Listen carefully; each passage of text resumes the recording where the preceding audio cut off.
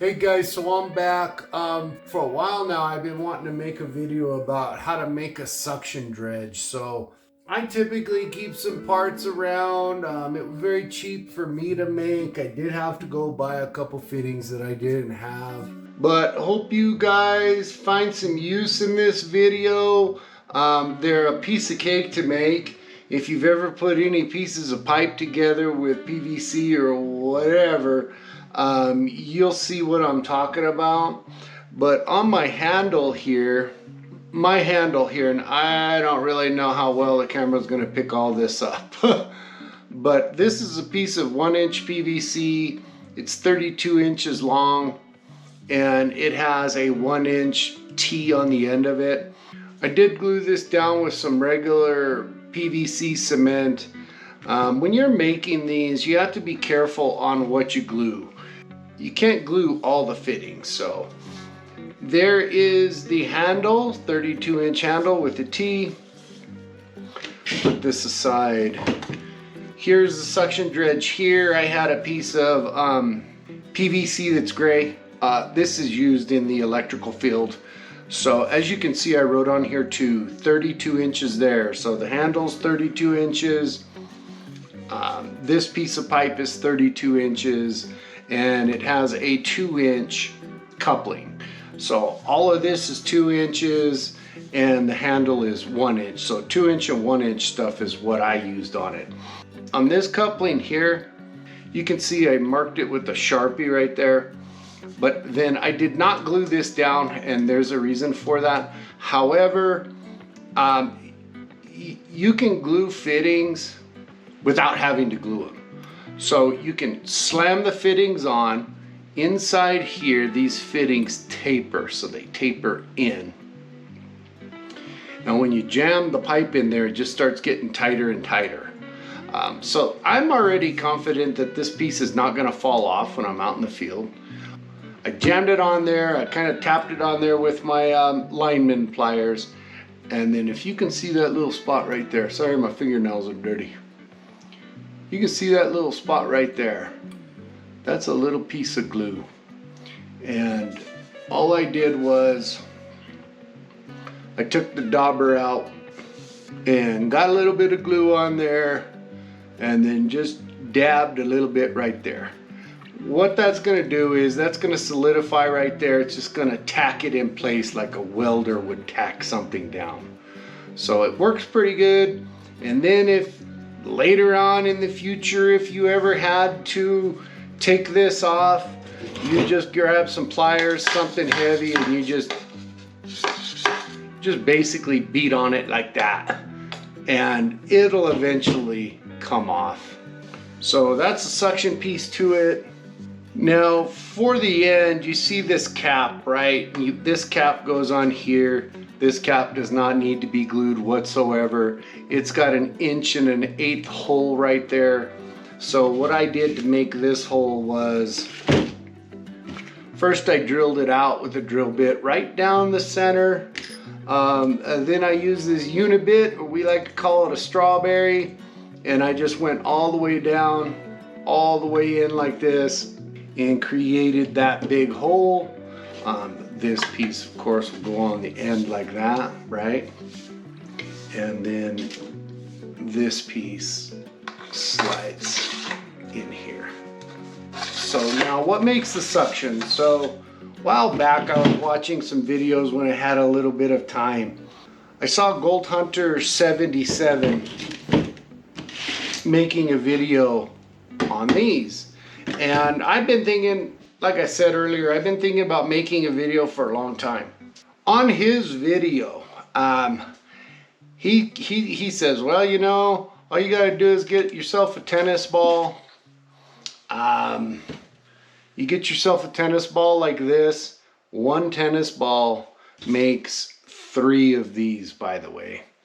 So what I did was, I took instructions, basically right off this video. So what he had done was he took the tennis ball, he put it right here, and then he just Sharpie markered it all the way around like this. And that gave him his template for what it needed to be cut at.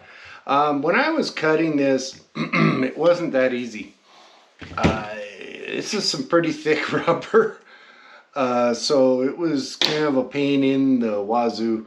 But I'll tell you, I got some pretty nice scissors. I just cut it with my big thick scissors and ended up making this up like this. And then of course you got to drill a hole right dead center. Okay.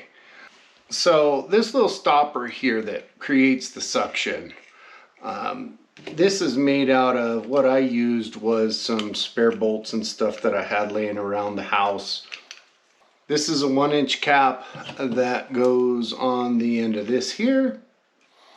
And again, I drilled a hole, kind of got off to the side a little bit, but I drilled a hole dead center. And then I used this narrower unibit here and just wallowed it out until the bolt in the washer would fit up in like this. Put a 3/8 washer here just to help kind of maybe keep it a little bit rigid down here. A couple washers. I used a lock washer so that this nut doesn't want to come off. I don't want this falling off when I'm out in the field and I'm trying to get some work done. If you lose this nut, you're going to be out of commission. So I tightened it down like this, and voila. So we've got that piece all done up, and then here's a couple more pieces here and this one. I'll kind of show you how I put all of this together. And you got to remember that you have to slide the cap on first, right? Otherwise you won't be able to put this on. So this piece here is a dicey one. Some people say to glue it down, but I did not see how I was going to be able to glue this down. If I glued this on, I would never be able to get to that nut ever again.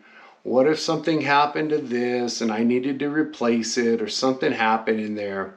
So basically what I did was I drilled some holes in here and some holes in this fitting, and I put them together. Of course I marked it so I knew. But now I've got those holes that are aligned. I use coat hangers for millions and millions of things. The metal works really good. So I used a piece of coat hanger wire right here. I fashioned this up. I pushed it through here like that. It's got a bend on it so it can't ever come off. And then I used some channel locks here to bend that piece over. Now if I ever have to take this off again, I can just undo that. And I've used this dredge quite a bit too. I don't have any videos out there with it just yet. But when the time is right, I will use this out in the field somewhere. But that's how I made that piece. Then you would take your 32-inch, 2-inch piece. You would slide this in there. You put that cap on, just whatever. And now you have that. The next couple parts and pieces are pretty easy. This is the nozzle that goes in the end. I'll show you this here in a second. 1-inch pipe again. From this angle to the end is 8 inches. On this side it's 8 1/4. Has kind of a little angle on it. I mean, you can make it a steeper angle or this angle, whatever you'd like. I only have about 1/4 inch of an angle on here.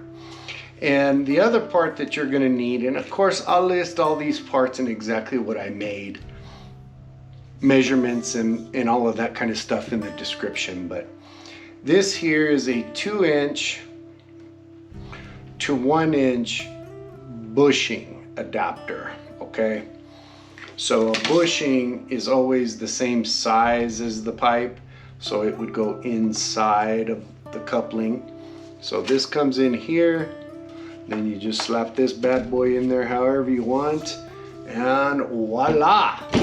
So this is a pretty long dredge, guys. I'm 6'2", so I'm kind of tall, so I made a 32-inch one. Hold on, one second. I also have this one that I made since I had spare pipe. This one is 2-inch. However, the difference with this one is this is 3/4 PVC inside, and this is 3/4 nozzle. This one's a little bit different bushing. It is just flat right here. This one I don't really like. Well, I like it, but I don't like it. On the 1-inch one, this bushing has this little void, okay? And you can see a little bit of material in there. So I kind of like that. So you're sucking the dirt out and then you're pushing it back in, and there's a lot of heavies that get deposited in there. And before I ripped this thing apart and started taping this is all the stuff I found in there. So when I'm out there, I like to scrape all that out and try to pan it. I'll have to pick all this stuff out and then pan it and see if I got anything. That's kind of how I put these together. They're really easy. To build these, it really didn't take me a whole lot of time. I probably was at this for about 30 minutes. One of the hardest parts was the interior piece where that tennis ball is, drilling the holes and making the wire and all that stuff. Easy to cut this stuff with a Sawzall, so that didn't hardly take me any time. They sell these on the internet from anywhere from $60 to $80, guys, or I've even seen them $120. Yeah, they're a lot nicer than this one, and it may even have an extra, and I might do that too. I might put a Y fitting right here so it kind of catches, so it has a trap right here. But for the most part, they're a piece of cake, and I gotta say, I bought this tee, I bought this cap, and I bought this bushing. This thing cost me maybe $10, $11 maybe? It wasn't that much at all. So, and 30 minutes of time, that's a good deal to me. Guys, I hope you learned something today. Appreciate you guys watching.